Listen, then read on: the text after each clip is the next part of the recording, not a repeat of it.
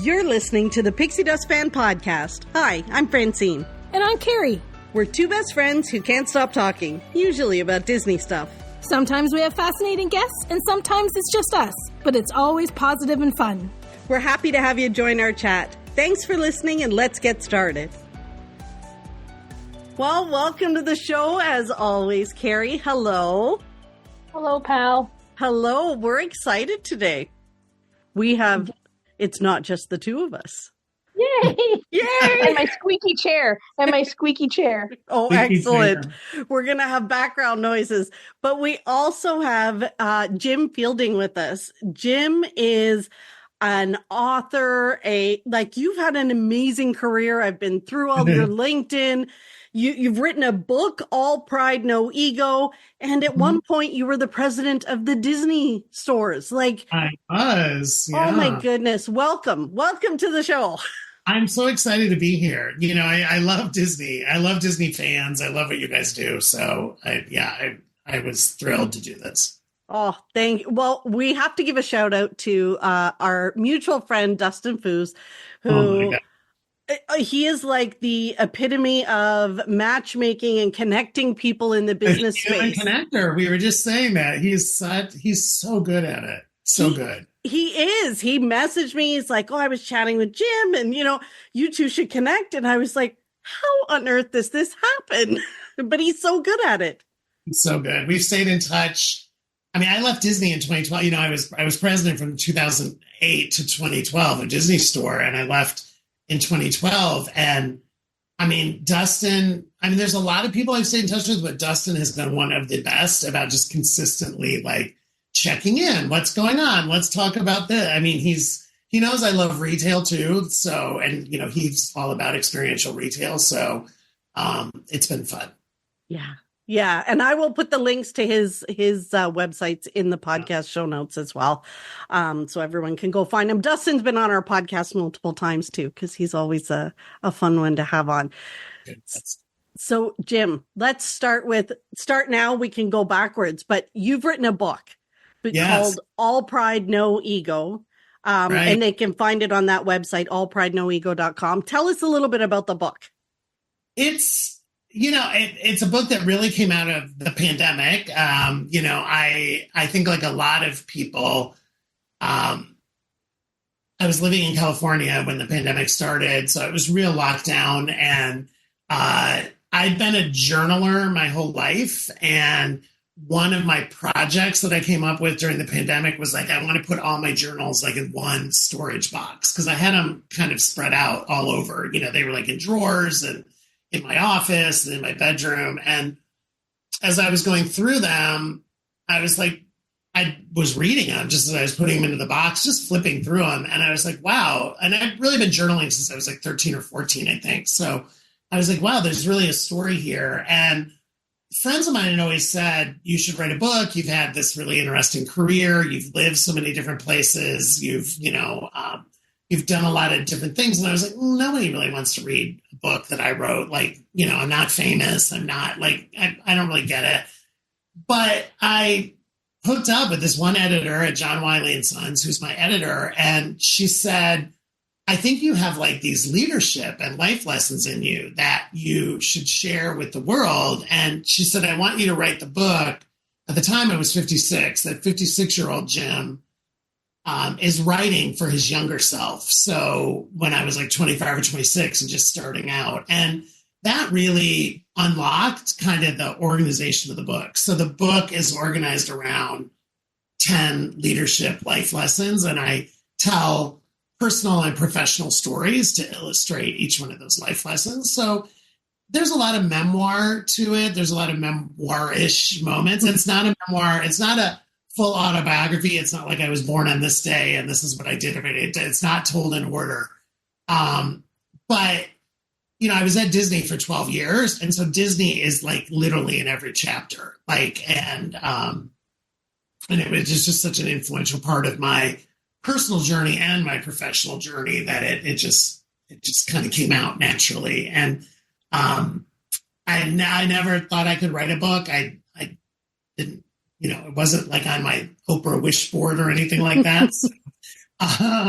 but it was a great process. And it's been amazing because what they don't tell you when you write a book is you then have to go out on the road and publicize the book and do podcasts and do book signings. And, and I love that because I love retail and I love people. And so bookstores are retail. And so it's been amazing. I've been able to go really across the country into Canada. I did a couple events in Toronto and it's the reception has been really nice.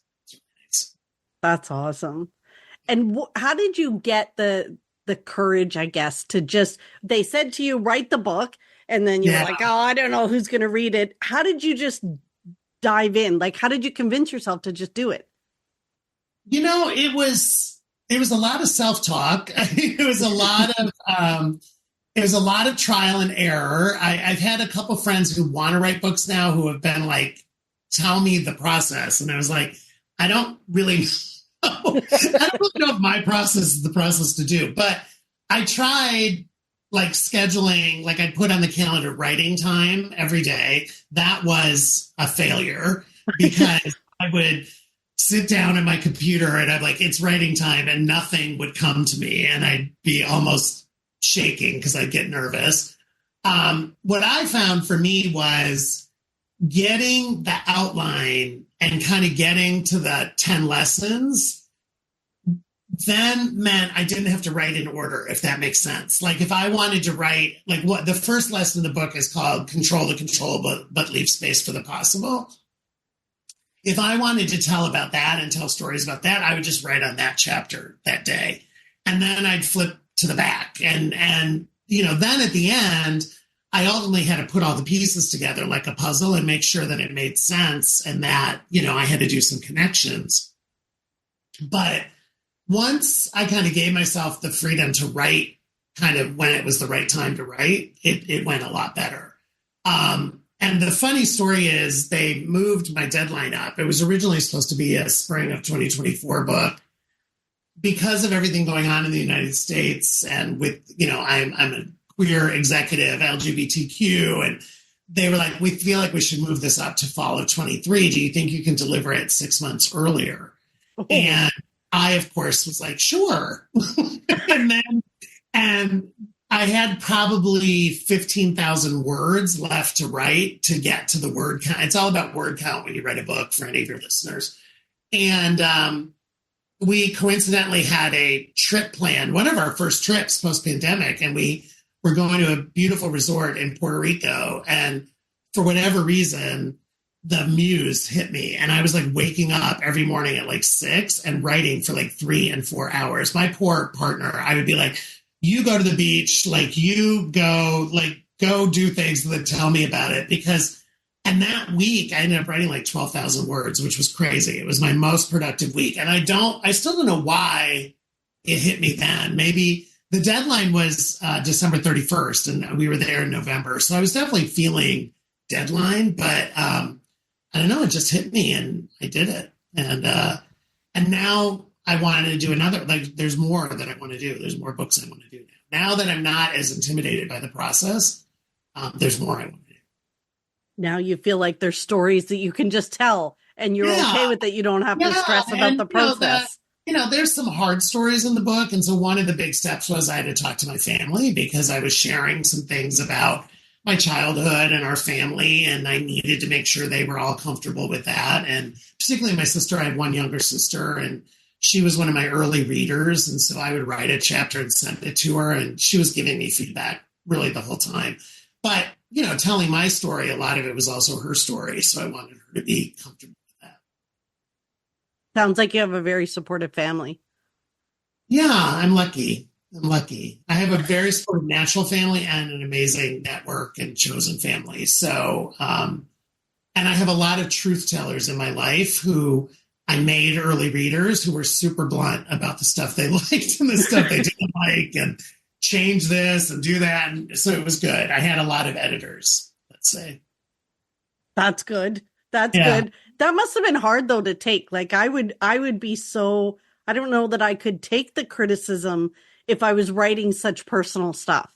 Yeah. I mean, you develop a thicker skin, I think, And you also develop the skill to be like, okay, thank you for your feedback, but I'm comfortable with the way it is, so I'm going to keep it that way, right? Like, this is my truth. This is my story. These are my learnings. I think with my sister, I pretty much did everything she said. But, with some other people, I was like, thank you. That was very nice. But I felt like if they took the time to actually read it and write the comments, I needed to take it seriously. Right. That makes sense. That makes sense. You must have grown sort of as this journey was going, and as you're writing the book, it must have been like personal growth for you as well. Personal growth and like cathartic. Like, I let go of some things. I let go of some pains and some failures and some traumas that getting it out on paper was like therapy in a way. And there was just a lot of closure, I think.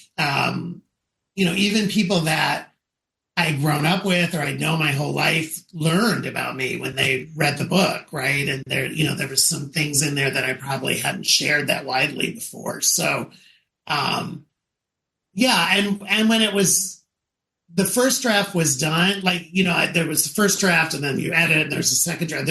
There was 3 drafts before we go to press.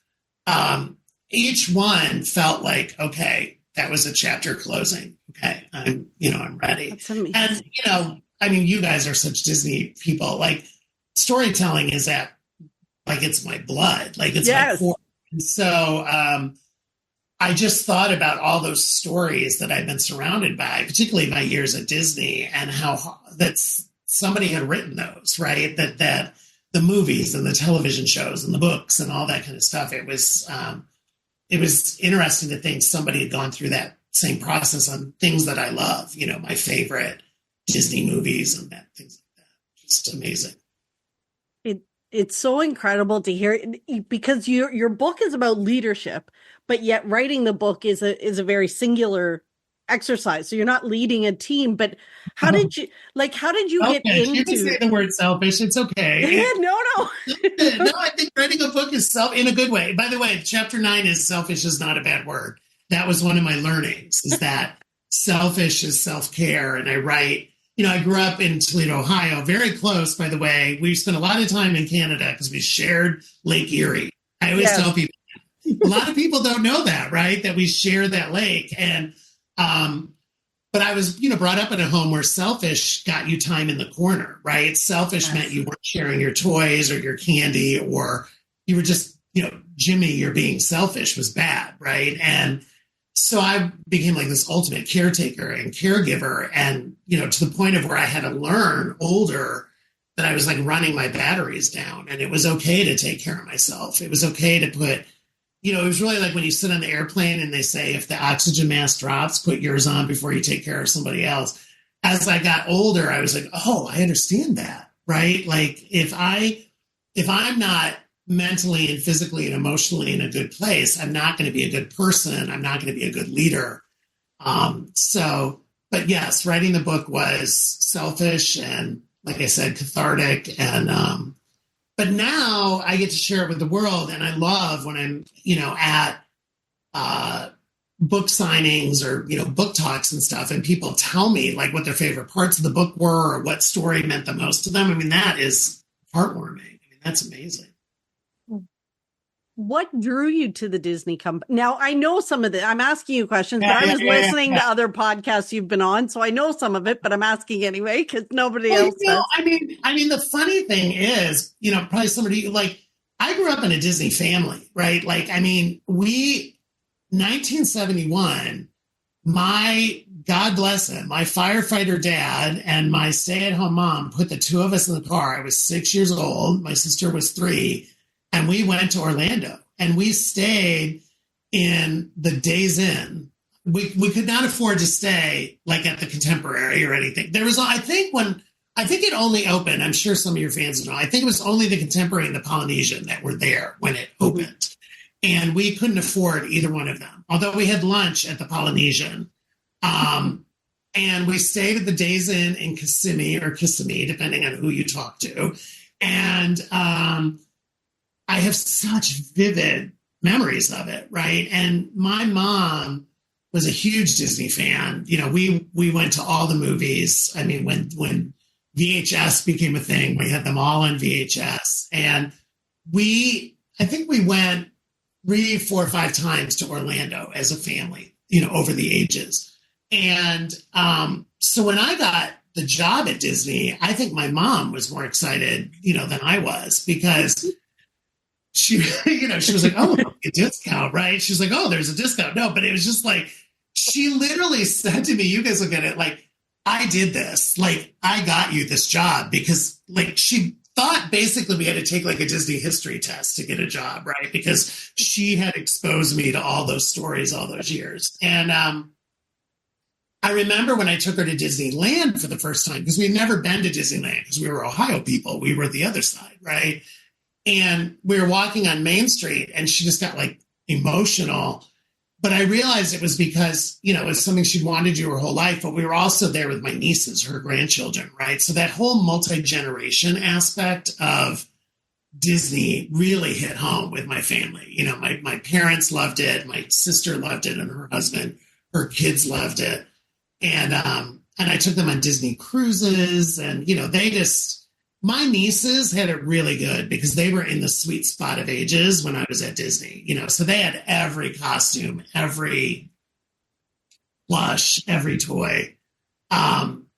So like many people, I was a fan first, right? And then I was a fan of, as I got older, I was a fan of their business model and their commitment to customer service and quality and all of those things. So, but as you know, it's not easy getting a job there. Like, you know, it's a lot of work and a lot of interviews. And, but I loved it. You know, I loved it. I mean, being president, I mean, Dustin and I were just talking about this, being president of Disney Store, those 4 years, I was there 12 years, but those last 4 years, that job was my favorite job in my entire career. And I always have to say on these things, no offense against anybody that I worked with at Claire's or DreamWorks or Fox, but those 4 years were magical. But as you guys know from many of your guests, it was also the hardest I ever worked in my life. I mean, you know, creating that level of magic 363 days a year the Disney Store was open was a lot. I mean,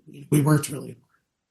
How did you get like the cast members to, because you think about it, there's obviously the cast members that show up that are super fans like us, and they're just so excited to be there. So they exude it. Yes. But there's got to be people that you hire that are not super fans, and you have to sort of bring them along. Yeah. I think it was important to have a mix, because honestly, here's the story. I mean, sometimes super fans were not the best employees because all they wanted to do was like play with the stuff all day, right? Like, or, you know, like they get so into like the new shipment coming in, they forget the rest of their job, right? Right. And I always used to say, like, if somebody said to me, like when I would ask them why they wanted to work at Disney Store, if they said they were a super fan or they wanted the discount, like I wanted something more than that, right? Like you had to be more about like, I want to create good customer service. And I believe in customer service and things like that. But, you know, the truth is for Disney Store, you know, 80% of our employees were part-timers, if you think about it. I mean, I think the average Disney Store person worked about 12 to 15 hours a week. And so we really had to invest in them to make it special for them. So we invested in training. We invested in the brand ambassador program. We invested in the right uniforms. You know, we changed the uniforms, and a lot of our best cast members were teachers who worked after school, or moms who liked to work in the morning when their kids were at school. Like they loved that 10 to 2 shift because they would drop their kids off, but they could still do pickup. Preschool teachers, people who were like musical theater people, like drama students, like were really good because they were storytellers, you know, and they wanted to be part of the story. And particularly with the Imagination Park stores, they were so magical and there was so much things going on, and like the opening ritual and the closing ritual and the birthday ritual. You needed people who I always said, like, I needed people who didn't want to clerk, right? Like, clerking to me was somebody who wanted to stand behind the cash register and, just ring you up and put it in a bag and say cash or charge, right? Right. And I was like, no, like, I can't have clerks in Disney Store. Like, clerks, I understand what clerks are for. Clerks are great in grocery stores. Clerks are great at Target. But in Disney Store, I needed, that level of storytelling. But I felt like we had to invest in them as much as they invested in us. And so we did pay a little bit more. We didn't start at minimum wage. Yes, there was the discount. But I would think most people you talk to, I don't think they ever really worked at Disney Store for the pay. I think they liked it, right? They had fun, and and it was a really interesting time because, think about it. We added Marvel and Pixar, and there was so much new coming into Disney Store all the time. It was different every time you.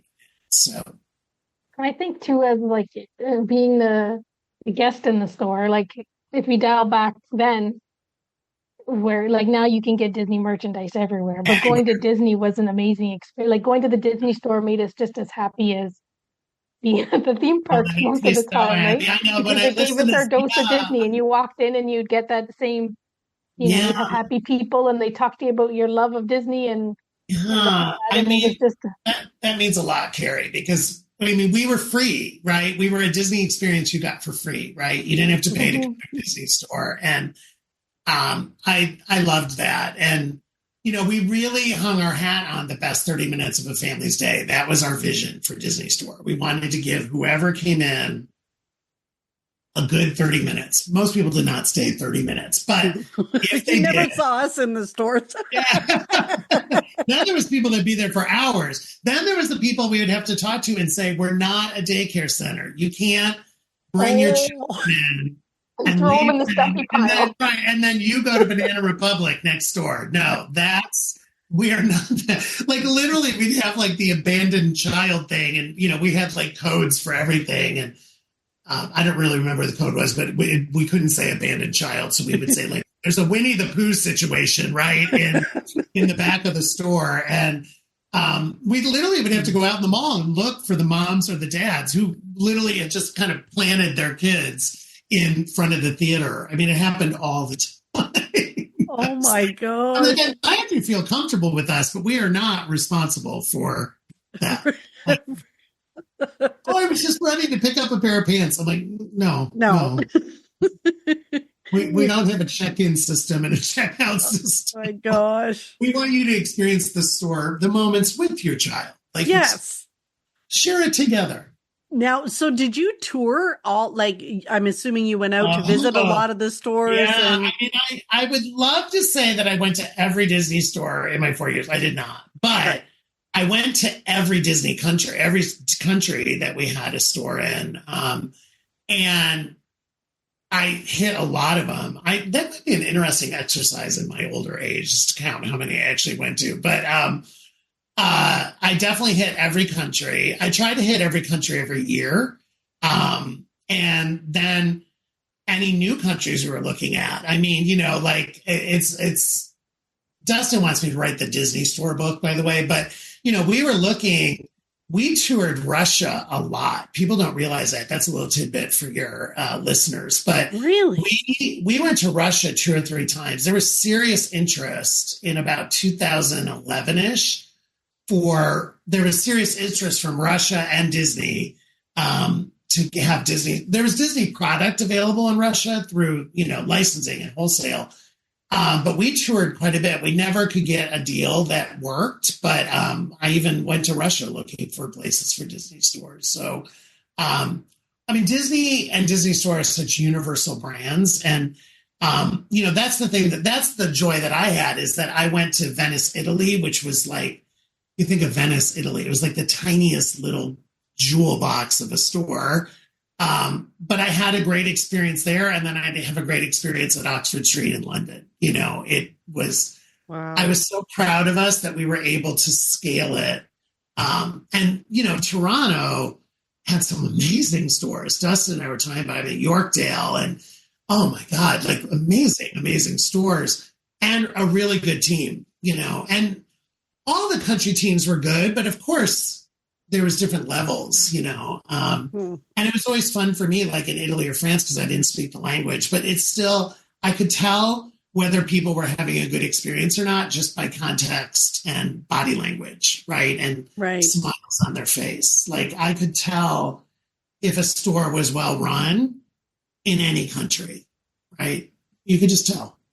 It was a feeling. It was a feeling. Carrie and I would have to give a shout out absolutely to the Scarborough Town Center store. They were, that was, when we would be at home and we'd be like, we need a fix. And we would just want to meet at Scarborough Town Center. And our first order of business would be to spend some time in the store. And we got to know the cast members. Our only order of business. It was really our only. Go to the food court. You were my favorite people. You're my favorite guests. I mean, and we tried, Dustin and I were talking about this, every 4 weeks we would change the front of the store because we knew there was people like you that were visiting us. And, even if that meant pulling something from the back of the store and putting it in the front of the store, we wanted to give you a reason to visit and we wanted to make each visit special. And, there was always a new movie coming out or a new television show or, a new princess to celebrate. And, working at Disney, they gave you a lot of content to work with. So. Oh, yeah. Well, you did a great job. We kept coming back. Hard to come up with new ideas, but we did Donald's birthday. We did Goofy's birthday. I mean, we did Earth Day. Well, we found we were going there too with the releases when they were doing the monthly releases and things. Yeah. And we'd be there early in the morning and we'd meet friends in line. Like just our little Canadian Disney community, we'd run into people that we know and like. So we were kind of getting that too sometimes when we went, not just the store experience, but sometimes we were, not that we planned to meet our friends there, but we're all the same. We're all there, wanting to see the new merch that day or whatever. No, so. I think that's beautiful. And we would have people write letters all the time about the people in the stores and say, that what they did for their children or, how they make their grandparents feel or whatever. And I mean, I love those letters. And, when Twitter started, you guys might remember this. Like I tweeted before Twitter was X, it was called Twitter, everybody on this call. And I had at Disney Store Prez, Prez was my Twitter handle. And it started to get really huge because people realized that I was a real person, right? That I wasn't like a marketing person or a bot. And it was so funny because Disney security got mad at me because I was texting saying, I'll see you at Scarborough Town Center. Like I would tell where I was going and they're like, no, like that's not safe. Like you can't announce you were going. So I had to start tweeting after I left the store. Like it was so good to be at Yorkdale. Like, people were like, I can't believe I missed you. And I was thinking that was intentional, but it became, it was funny because then it became like a customer service line. Like it became a lot of things. Right. But what I loved about it is it put me in touch with people like you. Like people were super honest, good. And I would say I got the good, the bad, and the ugly. Like there was, some bad times and sometimes people weren't happy with the way they were treated or whatever, but it was so immediate. And I loved that feedback. And I think my team started to hate Disney Store Press because I'd be like, this person didn't get their shipment on time and we messed up their son's birthday. We need to send them a gift certificate. But to me, it was like this real time, like I really embraced it early on because I was getting real time feedback and people were tweeting me from around the world.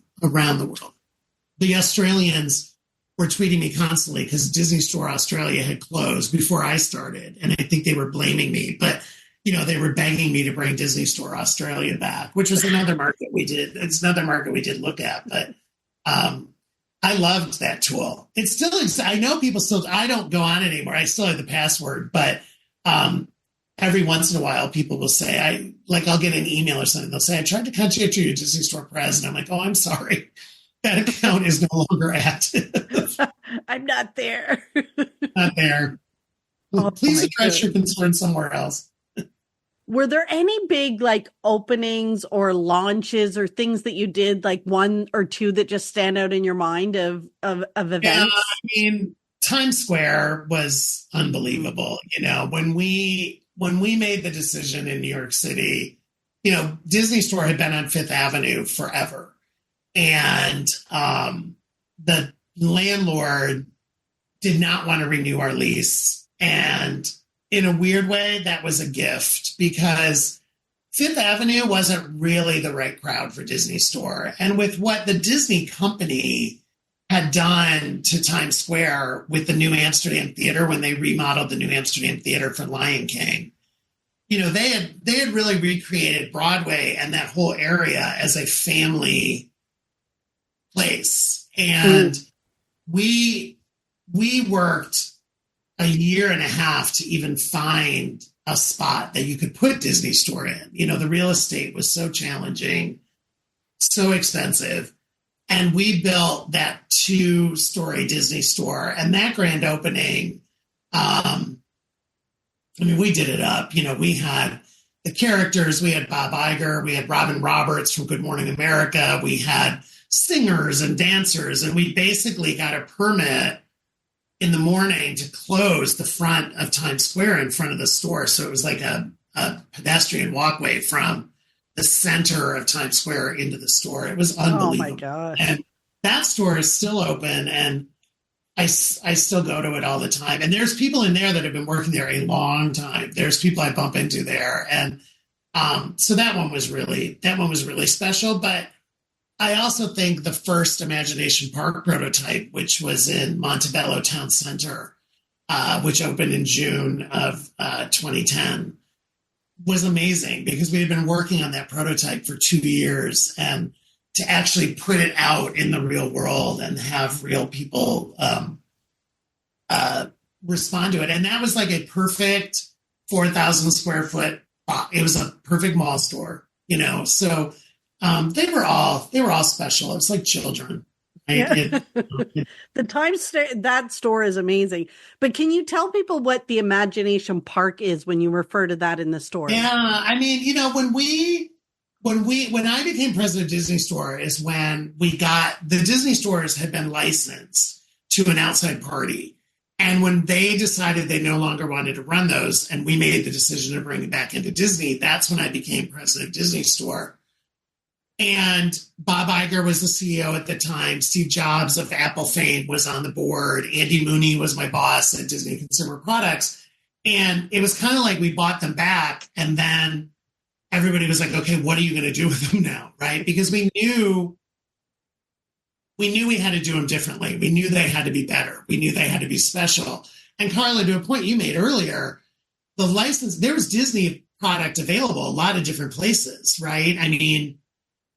In Canada, at that time, Zellers had it, and Canadian Tire, and a lot of people had Disney. And so we knew that Disney Store had to look and feel and actually be different. And we pushed ourselves to improve the store design, to improve the website, to improve the product, to improve the customer service. I mentioned the cast member training and the cast member costume. And so Imagination Park was like the premier Disney Store experience. But our goal was, and we did do it, was to remodel all the stores into Imagination Park. But they had a higher level of interactivity. They had a lot of technology. They had the glowing trees and the big theater park. And they had the magic mirror in the castle where the little princesses could interact with actual princess content. So there was a lot of technology. There was a lot of interactivity. But we really started with the product. And, our 3 words for the product was exclusive, authentic, original. It had to be exclusive to Disney Store. It had to be authentic to the character and the story. And it had to be original. It had to be innovative, and really the 2 categories, you guys know this because you were in there. The 2 categories that we started with first were plush and costumes. We had to make plush and the costumes better. And no offense against my predecessors, people will laugh, you'll laugh, but I said, the plush feels like the plush that I win in the claw game at a carnival. Yes. It didn't feel... The plush that I inherited did not feel right. It felt like it was stuffed with sawdust, and it felt cheap, to be honest. And I said Disney Plus should be cuddly. We always would do that. Like, it should be soft and it should be like cuddly. So we worked really hard. We redesigned every piece of plush, every character, new fabric, new stuffing, new everything. And then costumes. Because I was like, our Disney costumes have to be better than the Disney costumes you buy at Target or Walmart or Toys R Us. They have to be like the costumes you get at the park, right? So but they couldn't be as expensive sometimes as what the park was, right? I still had to be mall pricing.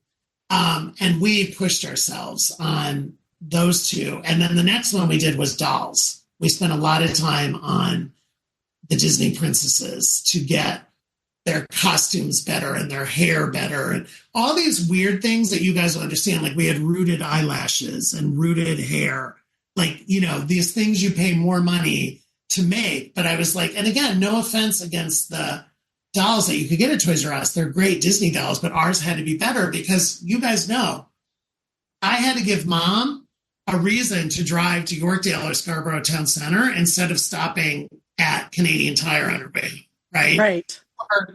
Or picking up a costume when she was getting her groceries, which is fine. I mean, there's nothing wrong with those costumes. They're amazing. But if you were going to come to Disney Store, it had to be better. So we really started with the product. And then we went to the service. And then we got to the store design. How about at the Disney company? How did they help grow your leadership style? Like, how did they help build you into a, like, you were the president? This is such a good question. Thank you for asking. I mean, Disney really was a huge part of my leadership journey and my leadership learning. And they invested in me. Like, they put me through trainings. I had an incredible boss and mentor named Andy Mooney. I did job shadowing in the parks. I did job shadowing at ESPN to learn different parts of the company. I had an incredible relationship with the woman who ran parks merchandising. Her name was Liz Boyce, and she's no longer there either. But we would talk once a week to compare notes about parks and stores, and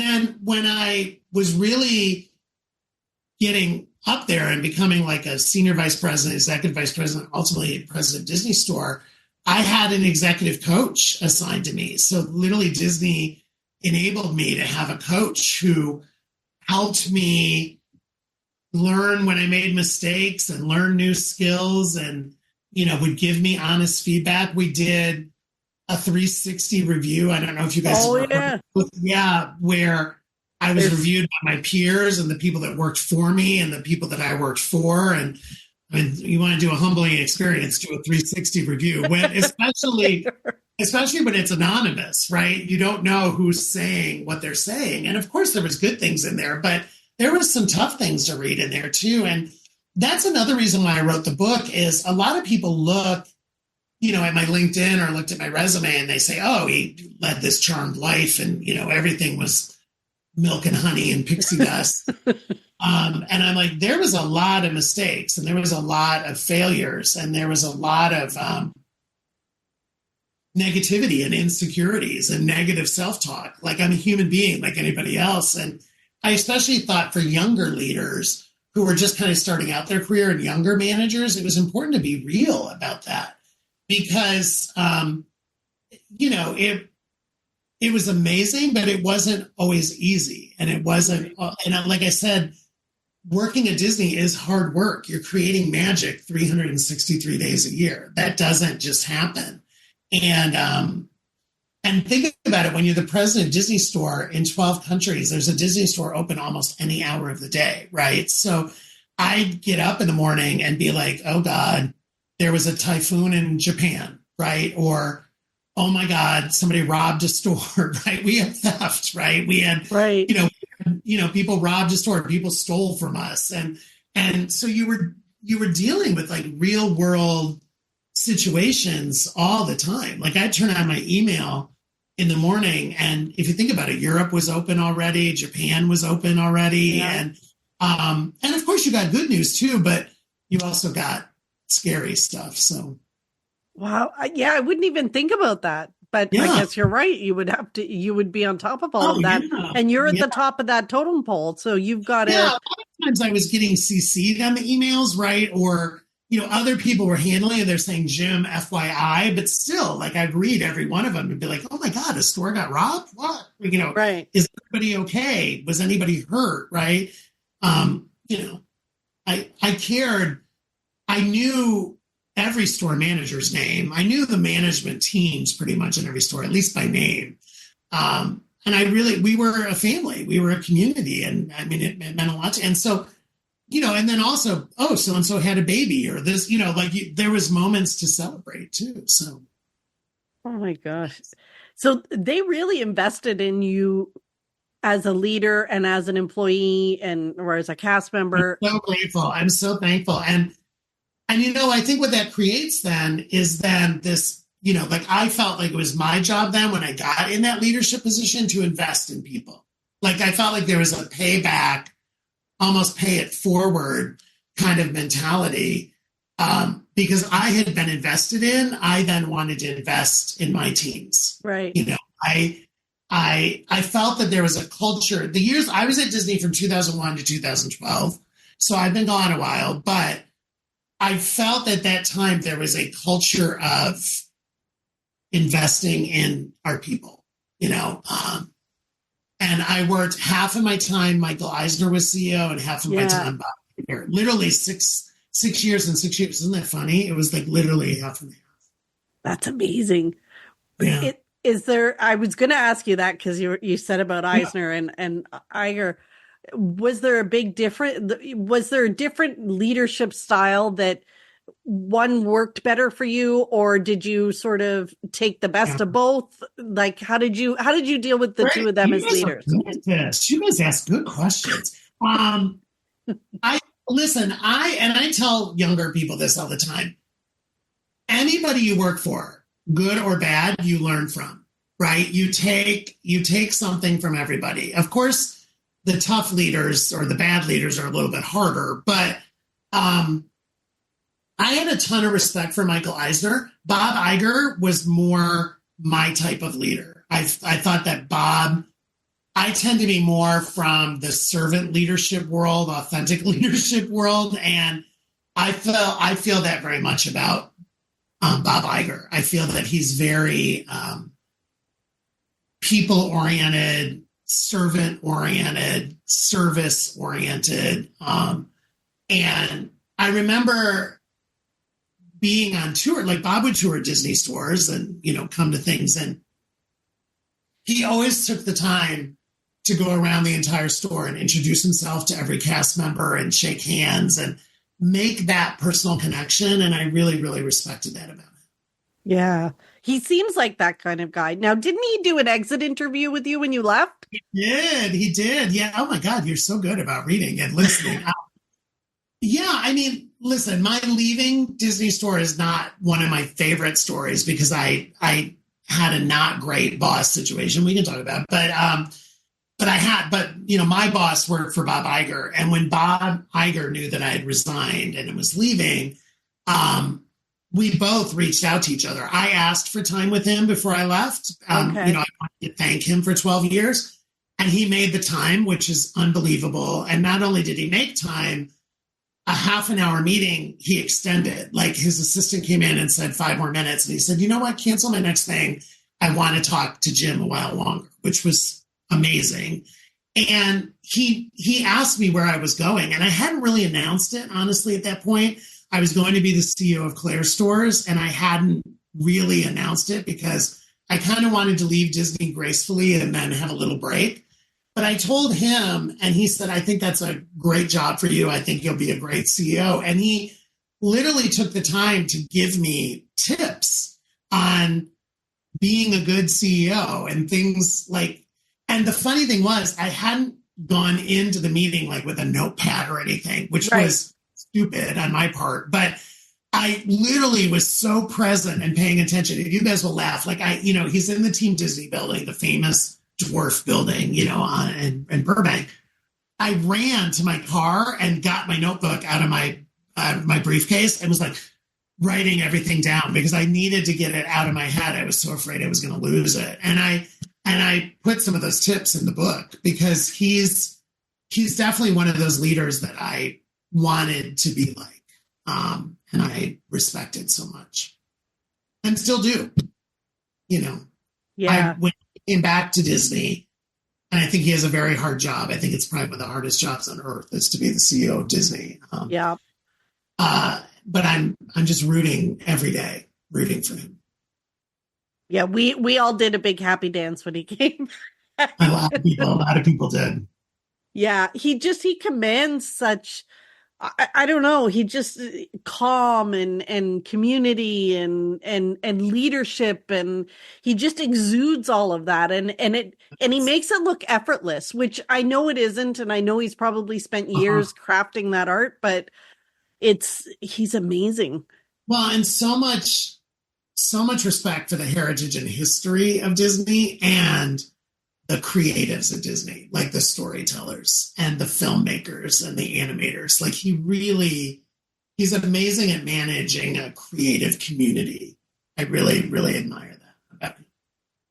Were there any big creatives that you worked with that you were like starstruck when you worked with them? Oh, of course. I mean, like John Lasseter, like, you know, Pete Docter, Jennifer Lee, who did Frozen. Like I was always intimidated going in. I mean, Gary Marsh, who ran Disney Channel forever.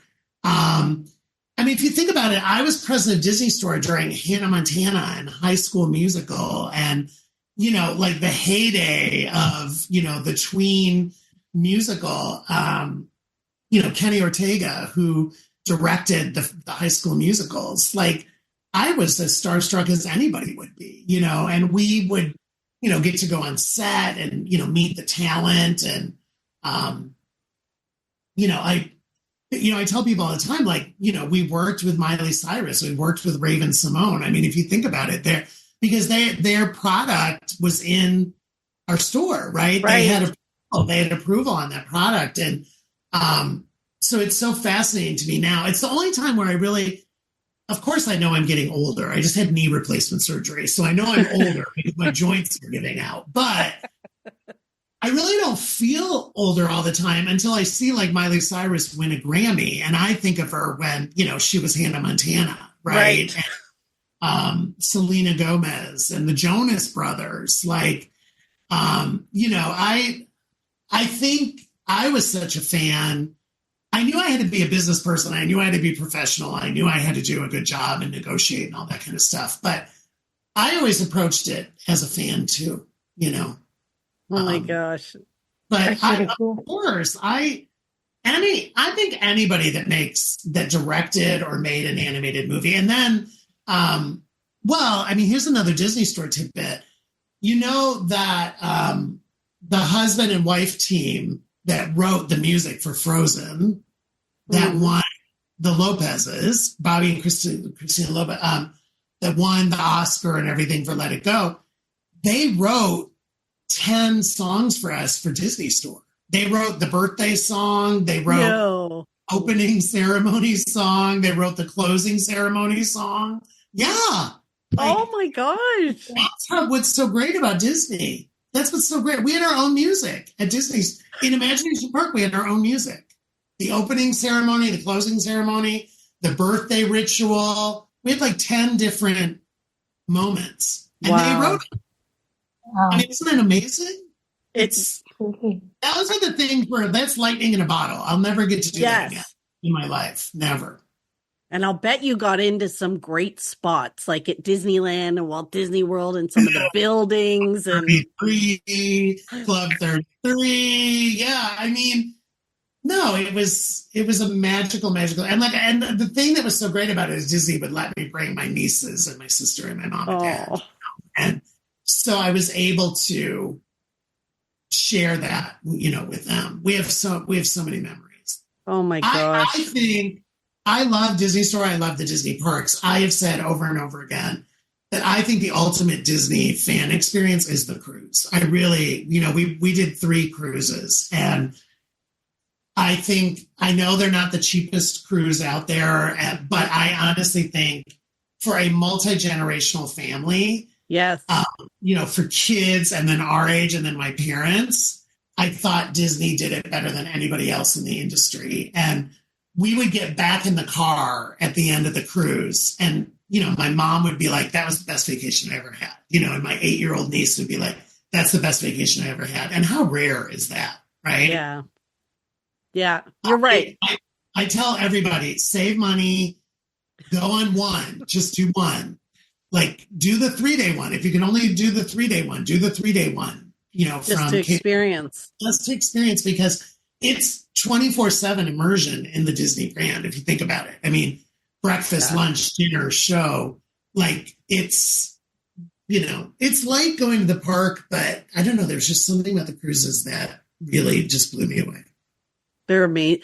Now, you said you did some job shadowing. Was there a specific job that you and I know I'm keeping you long, so No. I have like 1,000 questions, but you know what? I've spent a lot of time. It's interesting. Probably the most interesting one I did was when we job shadowed at ESPN, and I got to spend time with one of the presidents of their division there, which was really, I'm a sports person. I like sports. And so just, their main headquarters is in Connecticut. And so they have like an ESPN culture. They're part of Disney, but then there's like an ESPN culture that is uniquely theirs. And I found that really, really interesting. The people that work there, the people that work at ESPN love sports, right? I mean, so they're fans, they're sports fans, kind of like how Disney people are Disney fans. And so it was interesting. And I also spent a day at ABC News in New York, which I found fascinating. Again, it's not my world, right? So to go on the Good Morning America set and the ABC Evening News set, like that was just fascinating because it's a world that I wasn't part of. Right. But that you watched every day. You know what I mean? Like I would turn it on in the morning, or I'd watch the evening news, and then to see how it was all done and all produced was interesting. I have 7,000 questions. I really do. I feel like there's so many things that would, like, did you ever go sort of under, and actually Dustin and I were talking about this. Did you ever go undercover in the store to see what the experience was like? Yeah, it's so funny. Like, I wasn't good at that because I'm kind of a big guy and I kind of stand out. But the team this is what the team at Disney Store didn't like, is that I would spend my Saturday mornings and I would secret shop, which basically meant I would go to some random stores, of course, mostly in the LA area because that's where I live. But if I was in Phoenix visiting my family, I'd do it in Phoenix, and I would not announce that I was coming. And I would stand out in front of the store or like sit on a bench across from the store and watch. Like I wouldn't necessarily go in, because once I went in, like the cover's kind of blown usually, because they'd be like, oh, and even if they didn't know who I was, they'd be like, I think his face is on a poster in the back room, right? Like, but I would do that a lot. And the other thing I would do, which you guys will laugh about, is I would go shopping at like Walmart and Target and Toys R Us, and I'd buy Disney product that I thought was really good or cool. And the team hated this because if I came in Monday morning carrying a Target bag, that meant they were in trouble because I had found something cooler than what we had at Disney Store, right? And I'd say, how did that happen? Like, how is this at Target and we don't have this? But again, because it was such a passion, I didn't do it every weekend, but I would definitely do my version of secret shopping. I never did Undercover Boss. No. I love that show. But so I think for retailers, surprise visits is really important because, of course, if you know the boss is coming, you are like perfection and everything's dusted and everything's shined and you have your best people on and everybody's got their uniform pressed and everything. But it's more what a fan or a guest sees to do it secretly. right? Right. Because I wasn't stupid. I knew no store was perfect every day. Like, well, how can they be? They're how can humans. they be? Yeah, they're human. There's going Right. to be dirt, and there's going to be boxes on the floor, and there's going to be empty shelves. And I mean, that's retail. So Right. I really encourage the team to do a lot of mystery shops or secret shops. Right. Because that's reality. Okay, my last question. You got asked, I guess at the beginning, if I'm remembering the story right, about your favorite character, and then it gets put. So I don't think I realized that. So your favorite character gets put on your name tag? Name badge. Yeah, so at Disney Store, at a Disney corporate, you know how in the parks they put where their hometown is? Yeah. Right? In the parks, it's their hometown. For us, because we weren't really interacting with customers, we were interacting with each other, we wore name badges and we put our favorite character. And when we went to Disney Day One, it's called, like that's orientation day, they would ask you who your favorite character is, and then that would be on your name badge. And mine's Jiminy Cricket, has been forever. He's behind me. I could see a few of them when we sat down. He's watching me. He's always watching me.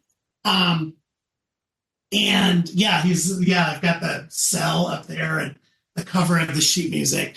But I loved Jiminy since I was a little kid. Like I loved the movie Pinocchio, and my mom loved Pinocchio, but I loved that Jimmy was a loyal friend and like the conscience and, tried to save Pinocchio. Like I just really loved what he represented. I also just liked the way he looked. Like I liked his design.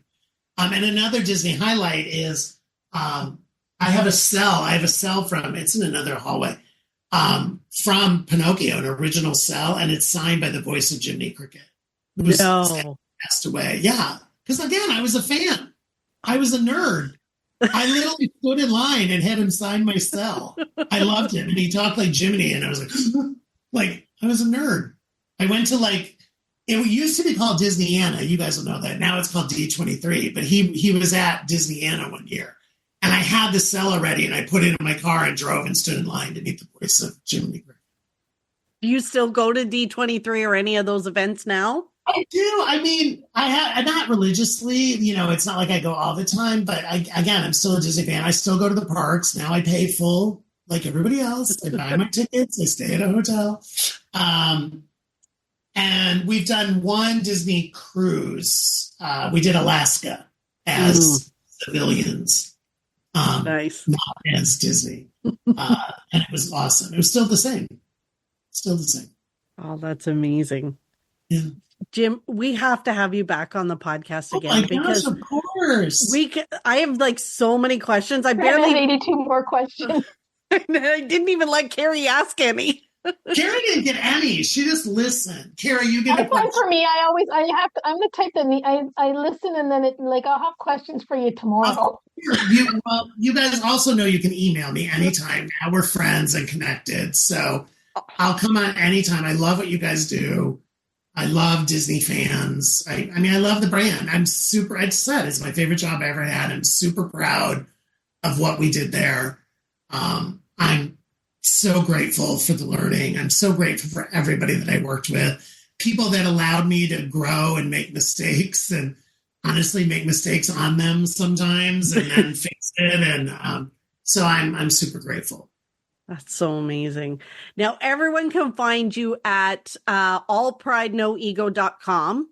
Yeah, or they can follow me on LinkedIn or at allpridenoego on Instagram. It really is me. If you message me or connect with me, I always say that it's not a bot answering. I answer all my own messages. So, yeah, please connect. And they can buy your book at Indigo, Amazon. Canada, Amazon, Barnes & Noble. Really many local bookstores. Thank you all for the support. But it's been amazing. So amazing. Now, I did warn you before we recorded that at the end of every episode, we share something that brought us pixie dust, and it can be anything big or small. It's just to remind us that no matter how bad your week was, there was something good in it. If you look, so Jim, you go first with your pixie dust.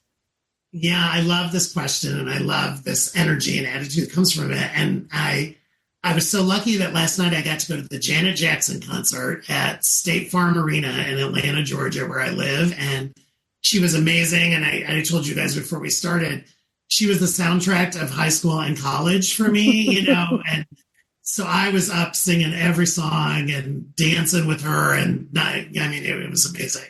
And she had the audience in the palm of her hands. It was a great experience. And she is amazing. Like, when you see her dance now, I'm like, she's not 30. She's 58. She said that she's been doing this 51 years. Wow. She started, she was Penny on the show Good Times, if anybody remembers that. Yeah, I do. She told us in segment she was 7 years old. Wow. And the costumes, the dancing, her voice sounded great. Amazing. Unbelievable. 58. See? Yeah. I love Janet Jackson when she, remember she used to have the hoop with the key hanging from her ear? And that's what, I would dress up for Halloween and I'd have to get, a big blazer with, shoulder pads. And I had my earring with the key, and my best friend Shazia, she dressed up the same. She had the other hoop and the key in her ear. You should have been there last night, because the cosplay, people were there was Rhythm Nation people, and then there was That's the Way Love Goes Janet people, and there was young Janet, all of her eras and her different hairstyles and her different clothes. That's awesome. It was unbelievable how many people were dressed up. That's amazing. I haven't been to a concert in years, but that would be pretty good energy. Fun. It was really fun. It was just fun. No other word. That's awesome. Carrie, what's your pixie dust this week? My pixie dust is pretty easy. On the weekend, a couple days ago, I went to breakfast with some high school friends. So nice. There's 5 of us, and my friend Sandy, we never can coordinate our schedules. Everybody's got busy, whatever, traveling, kids, whatever. And it's very rare that she's available, and she was. So we had with pretty much the whole gang for breakfast. So it was awesome. That's awesome. Always fun to hang out with high school friends. And you can't go wrong with brekkie, really. It's a win-win. Breakfast is fantastic. You got your high school buds and you got breakfast. I do breakfast for dinner. It's my favorite meal. Yeah. Oh, yeah. It's amazing. Well, speaking of food, that's my pixie dust this week. So I am happy to say that I have gone 7 days drinking tea. I'm like a tea Jenny. I drink so much tea. I have gone 7 days drinking tea with no sugar in it. And being Scottish, I love my sugar in my tea, but I'm trying to be healthy. And a guy at work said to me, he's like, Fran, stop drinking your calories. And I was like, oh, I know it's all my tea, because I just drink tea and water. So it's all my sugar in my tea. So I've done 7 days. It doesn't taste that great, but I'm getting there, and I've done 7 days of it. So I'm very proud of myself. Congratulations. That's huge. I think what's it take to be a habit? I think it takes more than 7. But I think they said 10 days, 10 days. So I'm just trying to find all these little things that I can do to be just a little bit more healthy. So that's step 1. That's big. Yeah, it's That's a big step. You drink a lot of tea. That's a big step. That's I awesome. do. I just figure, by the time I get to cup 100, it might start tasting normal again. It will. I think it'll be. That's what they say. Normal. It's just like when you drink your drinking black coffee. 5 to 7 days. That 7th day, the cup is delicious, and it'll be that way with your tea too. You start to appreciate it differently. I hope so. Jim, I can't thank you enough for being on the show. It's amazing. I really appreciate it. Yes, we would love to have you back on again. And because Carrie will think of all her questions tomorrow. So anytime, Carrie, anytime. Thank you, Francine. I really appreciate it. I was wondering. Yeah. Yes, for sure. It'll hit you when you're driving or something. I do that. I always have to digest things, and then I'm like, oh. Yes, so we will do it again. Thank you so much, Jim, for making time for us. Yes. Good night. Good night. Bye. Thanks for listening to the Pixie Dust Fan Podcast. We hope you enjoyed the episode. Make sure you're following us on your favorite podcast player so you'll get a new episode every week. And find us on social media too. We'd love to hear from you. Till next time, remember, you are never too old to be young. Chase your dreams and design your own happily ever after.